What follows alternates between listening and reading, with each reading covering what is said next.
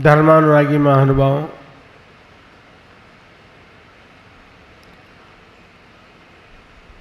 नसिया के जिनारे में आदिनाथ भगवान मूल रूप से विराजमान है।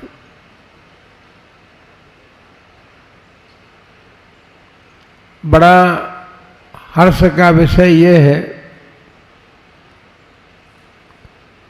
कि टोंकवासियों ने, अभी के नहीं पुराने, अभी वाले नहीं पुराने लोगों की बात है, क्योंकि आप लोग तो थे भी नहीं, बहुत से लोग तो इसमें, जिन्होंने अपने हाथों से प्रतिमाओं को निकाला भूमि से, उनमें आदिनाथ भगवान भी प्रधान थे।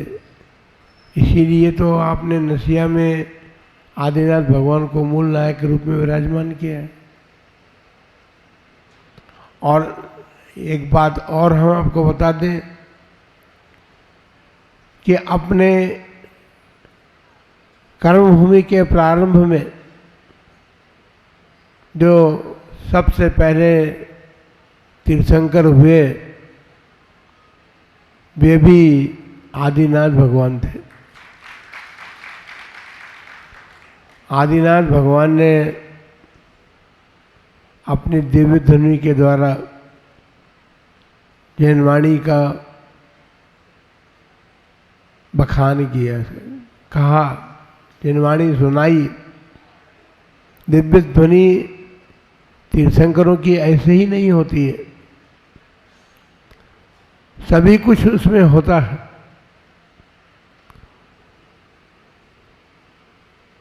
आप सभी लोग इस बात को तो भली प्रकार जानते हैं कि हमने संसार में जन्म लिया है और संसार में जन्म लेने के कारण अनेक प्रकार की परिस्थितियां हमारे बीच में बन सकती हैं। और अनेक प्रकार की परिस्थितियों में क्या है, सबसे बड़ी बात तो कि अभी सारा संसार रोगी है। मानते हो आप अपने को रोगी? नहीं मानते? रोगी नहीं है भाई, मैं तो रोगी हूं, मैं रोगी हूं, लेकिन मेरे इस शरीर के भीतर निरोगी आत्मा रह रही है। बंधुओं, ये चिकित्सा शास्त्र जो है, भगवान आदिनाथ के 100 पुत्र थे और 100 पुत्रों को उन्होंने अलग अलग विद्याओं का शिक्षण दिया था। 2 पुत्रियां भी थी, उनको अंक विद्या और अक्षर विद्या भी उन्होंने सिखाई। भले ही कोई अभी वर्तमान में छाती ठोक करके कहे कि मैंने अंक विद्या और अक्षर विद्या का आविष्कार किया है, तो वो गलत बोलता है। जब से कर्मभूमि का आदि हुआ है, तब से अक्षर विद्या और अंक विद्या का आविष्कार हो चुका था। और उसके साथ चिकित्सा शास्त्र का भी आविष्कार हो गया था, क्योंकि केवल ज्ञान से पहले भगवान ने अपने पुत्रों को शिक्षा दी थी। वे भली भांति जानते थे कि संसार में रहने वाले प्राणी रोगी भी होंगे, चिकित्सा की आवश्यकता भी पड़ेगी। और उस चिकित्सा शास्त्र का अध्ययन या अध्यापन उन्होंने किया और अपने पुत्र को, एक पुत्र को उन्होंने चिकित्सा शास्त्र में किया। वर्तमान में वास्तुशास्त्र का बहुत बड़ा प्रचार होता है, हो रहा है। ये वास्तुशास्त्र भी भगवान ऋषभदेव की देन है। आज उसका रूप बदल गया होगा, उस समय कैसा रूप होगा हम नहीं जानते, लेकिन शिक्षाओं के बीच में उन्होंने वास्तुशास्त्र का ज्ञान भी कराया था अपने बच्चों। इसके साथ जिनालयों का निर्माण कैसे होता है इस बात को भी बताया था। हम जिनवाणी मंडल से ये बात पूछना चाहते हैं कि आपको जिनवाणी का कितना ज्ञान है या ज्ञान प्राप्त कर रहे हैं? केवल मंडल ही है या जिनवाणी का ज्ञान भी प्राप्त करने का पुरुषार्थ कर रहे हैं? क्योंकि नामकरण किया जाता है, माताएं हमारे पास बच्चों को लेकर के आती हैं और कहती हैं कि बहुत अच्छा सा नाम बताइए महाराज। अब उसके कुंडली में जो पहला अक्षर होता है, हम पूछते हैं इसका पहला अक्षर क्या है? तो पहला अक्षर जब बताया जाता है तो हम आश्चर्यचकित हो जाते हैं। हम कहते हैं कि भाई तुम्हारे बच्चे का नाम अभी थोड़ा देर से बताया जाएगा, अभी तो हम नहीं बता सकते। और फिर एक बात है कि आप हमारे बताए हुए नाम को स्वीकार करेंगे भी या नहीं करेंगे, क्योंकि वर्तमान में फिल्मी दुनिया है और फिल्मी दुनिया सारे विश्व में प्रसिद्धि को प्राप्त है, अथवा विश्व में जो प्रसिद्ध नाम हैं उनमें से आप कोई नाम रख दीजिए। हमारे पास आज बच्चे का नाम बताने का समय भी नहीं है, टालना पड़ता है, क्या करें। बच्चों के नाम आप रखना चाहते हैं, लेकिन इस पर विचार तो कीजिए कि बच्चों का नाम जो है वह क्या प्रभाव डालेगा उनके जीवन पर। आप ऐसा ना समझें कि बच्चे का कुछ भी नाम रख दें आप और उसका प्रभाव उसके जीवन पर नहीं पड़ेगा। जीवन पर तो संगति का प्रभाव ज़्यादा पड़ता है। माता पिता की संगति करो या मित्र मंडल की संगति करो, कॉलेज में पढ़ो या और उससे आगे विदेश तक की यात्रा करके भी आप अध्ययन करो कि उस संगति का प्रभाव अवश्य उसके जीवन पर पड़ता है। एक माता का बेटा था, बड़ा अच्छा भजन गाते हैं संगीतकार जी, जिनवाणी माँ के संबंध में। और जिनवाणी माँ तो हमने सोचा कितनी अच्छी है, कितनी प्यारी है। जिनवाणी माँ के संबंध में ये सोचते हैं, लेकिन अपनी माँ के संबंध में कभी आपने सोचा कि कितनी अच्छी और कितनी प्यारी है? माँ तो कोई भी हो, यदि सुमाता है तो अच्छी ही होती है और प्यारी ही होती है। एक नवयुवक था, चक्कर में फंसे हुए थे, कॉलेज में पढ़ने के लिए गए, किसी प्रेसी के चक्कर में पड़ गए। शादी करने के लिए बार बार जब आग्रह किया गया तो उसने कहा तुम अपने माँ का कलेजा ला करके दे दोगे तुम्हें तुम्हारा जवाब दूंगी। जवाब तभी मिलेगा तुम अपनी माँ का कलेजा दोगे। और बेटा भी निर्दयी था, वो माँ का कलेजा काट करके ले गया और उसको भेंट कर दिया। अब बताइए, ये पढ़ाई अब हो रही है, ये पढ़ाइयाँ जो हैं ये बहुत ज़्यादा अति मार्ग पर चल चुकी है कि जहाँ पर कोई संस्कार नाम की चीज़ तो होती नहीं।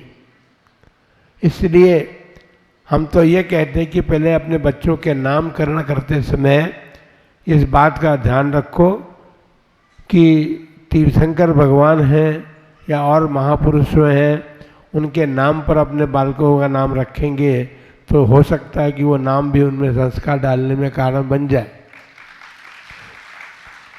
आचार्य श्री शांति सागर जी महाराज ने जब जन्म लिया था तो उनकी माँ या उनके कुटुंबीजनों ने उसका नाम सात गौड़ा रखा। सात गौड़ा नाम जो है वैसे देखा जाए तो अपने आप में शांति का द्योतक है। गौड़ा शब्द पाटिल का वाचक है। शांत पाटिल, उसका अर्थ यदि हम करें तो देखिए, जब गुरु के चरणों में पहुंचे तो गुरु ने भी शांति सागर नाम दिया, और जीवन भर उनमें वो संस्कार थे।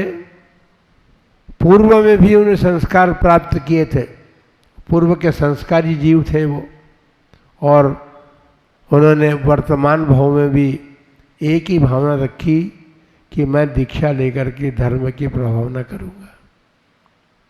लेकिन इस धर्म की प्रभावना के नाम पर उन्होंने अपनी प्रभावना नहीं की। उनकी प्रभावना हो गई, आज तक हो रही है, लेकिन उन्होंने कभी सोचा भी नहीं था कि मैं धर्म की प्रभावना के साथ अपनी प्रभावना करूंगा। अपनी प्रभावना जब का भाव आ जाता है तो सुनिश्चित है कि धर्म की प्रभावना एक तरफ धरी जाती है। बंधुओं, ये तो नामकरण की बात हुई, तो आप अपना नामकरण पे ध्यान रखना पड़ेगा। भरत चक्रवर्ती के नाम पर भारत का नाम भारत पड़ गया, तो आप लोगों को भी अपने नाम का ध्यान रखना पड़ेगा। ये जिनवाणी मंडल जो है वो वास्तव में जिनवाणी का प्रचार प्रसार करने का कारण बने। आप लोग अपने जीवन में भी जिनवाणी को उतारने का प्रयत्न करें, और अपने भीतर जब जिनवाणी अवतरित होगी, जिनवाणी की बात आप मानेंगे। माँ तो बहुत अच्छी होती है, प्यारी प्यारी होती है, लेकिन बालक यदि माँ की बात नहीं मानता है तो वो अच्छी माँ क्या करेगी? इसलिए माताएं अच्छी माँ बनने का प्रयत्न करें, और वो तभी हो सकता है जबकि आप जिनवाणी की बात को मानेंगे, क्योंकि आपने जिनवाणी को माँ माना है, और जिनवाणी को माँ माना है तो सबका कर्तव्य होता है कि अपनी माँ की बात तो माननी ही चाहिए, और किसी की माने या न माने। बात ठीक है? नहीं है, ठीक नहीं है। हम कहते हैं ठीक नहीं किया, हमने कहा माँ की बात तो मानना बहुत जरूरी है, आवश्यक है, लेकिन इसका मतलब ये नहीं है कि कोई भी हमारे जीवन निर्माण के लिए शिक्षा की बात कहे तो उनकी बात न मानी जाए। यदि ऐसी बात है कि आप अपने ही बाकी ही बात मानेंगे तो फिर स्कूल के शिक्षकों का क्या होगा? कॉलेज में क्या आप प्राप्त करेंगे? आवश्यकता उस बात की भी है। जो भी अच्छी बात है संसार में, जो अच्छा व्यक्ति है उसकी संगति हमको करनी चाहिए। जिसका जीवन अच्छाई की ओर चल रहा है तो हमको अपना जीवन भी अच्छाई की तरफ मोड़ना चाहिए। तीर्थंकर भगवान हमारे जो हैं, उन्होंने धर्म को अपना करके धर्म का प्रचार किया। अपने आप ऐसा नहीं किया उन्होंने पहले केवल ज्ञान प्राप्त करने का जो मार्ग था, उस केवल ज्ञान को प्राप्त करने के लिए उस मार्ग पर चले। उस मार्ग पर चल करके उन्होंने केवल ज्ञान प्राप्त किया। उसके बाद उन्होंने अपनी दिव्य ध्वनि से धर्म का उपदेश दिया। बंधुओं, हम संसारी प्राणी हैं, और संसार का प्राणी बहुत सारी बातों में उलझा हुआ रहता है, लेकिन फिर भी उलझा हुआ रहने के बाद भी यदि उसके मन में ये संकल्प हो जाए कि मुझे अच्छा प्राणी बनना है या अच्छा जीवन अपना बनाना है, तो सुनिश्चित बात है कि वो अपने जीवन को अच्छा बनाने का मार्ग जहाँ जहाँ प्राप्त होगा, जिस व्यक्ति से प्राप्त होगा, उस व्यक्ति की बात को ग्रहण करके अपने जीवन को अच्छा बनाएगा। एक बालक हमने अभी जो उदाहरण दिया, बताइए आप, उसने कैसे व्यक्ति की संगति की थी? वो माँ का कलेजा निकाल करके ले गया उसको। इतनी नीच कर्म को करने के लिए तैयार हो गया। माँ इतनी प्यारी थी उसको, लेकिन प्यारी माँ का भी कलेजा काट करके ले गया। अब बताइए, माँ प्यारी थी या वो प्यारी थी? आज यही हो रहा है। इसलिए हम इस मंडल को भी कहना चाहते हैं कि आपको भी इनके घर जाना। आज इनके घर आए हैं तो आप दोनों मिलकर के ये बनाएं कि हमारे जीवन में, हमारे घर में संस्कृति का संस्कार बच्चों को मिले, बालकों के ऊपर हमारा प्रभाव पड़े, और प्रभाव पड़े उसके साथ साथ हम ये भी कोशिश करें अपने जीवन को ऐसा बनाने की कि हमारे जीवन के प्रभाव से बिना बोले ही वो संस्कारी बनते चले जाए। प्राचीन काल में यही तो होता था। माता पिता अपने संस्कार बनाते थे, और संस्कार बनाने के बाद देखो, हम आचार्य श्री धर्मसागर जी महाराज की बात कहें, न उनके घर में उनकी माँ थी न उनके पिता थे, और उनकी बहन के ससुर भी नहीं थे, सास भी नहीं थी, बस केवल वो थे और उनकी बहन थी जो वो भी चाचा की बेटी थी। चचेरी बहन ने उनको संस्कार देने का, उनको जीवन बनाने का बीड़ा उठाया, और सबसे पहले उन्होंने यही बीड़ा उठाया कि तुम जैन मंदिर जाओ। जाते थे मंदिरों में वो, लेकिन दूसरे मंदिरों में जाते थे, और दूसरे मंदिरों में जाकर के भगवान से एक ही बात मांगते।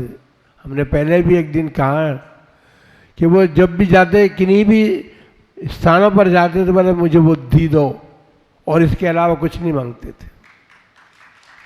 और बुद्धि एक ऐसी चीज है जो यदि सही सही बुद्धि आ जाए हमारे जीवन में, तो सुनिश्चित बात है कि अपने जीवन निर्माण में वो सहायक बन सकती है। उनका जीवन बना, और बुद्धि जब ठीक हो गई, बुद्धि मांगते रहे, और बुद्धि मांगते मांगते जब ऐसी बुद्धि मिल गई कि बहन के प्रेरणा से उन्होंने जैन मंदिर जाना प्रारंभ कर दिया, तो आचार्य श्री धर्मसागर जी महाराज बन गए। वो केवल वो स्वयं नहीं बने, उन्होंने अपने जीवन का निर्माण किया, गुरु सन्निधि में निर्माण किया। उनको आचार्य कल्प श्री चंद्रसागर जी महाराज और आचार्य श्री वीर सागर जी महाराज जैसे गुरु मिले थे। ऐसे गुरुओं का सानिध्य प्राप्त करके उन्होंने अपने जीवन का निर्माण किया। इसका मतलब ये हुआ कि संगति जो है जीवन निर्माण में बहुत कार्यकारी होती है। हम संगति किसकी कर रहे हैं ये देखने की बात है। जो उस बालक ने जो माँ का कलेजा निकाल करके ले गया, उसकी संगति जो है वर्तमान में जो आप देख रहे हैं उसी का प्रभाव है। वो चैनल और मोबाइल देख करके आप अपने जीवन को दूसरी तरफ ले जाएं, सत्संगति में आपका जीवन बने और सत्संगति के संस्कार आपके जीवन बने। इन्हीं मंगलमय भावना के साथ जय महावीर भगवान की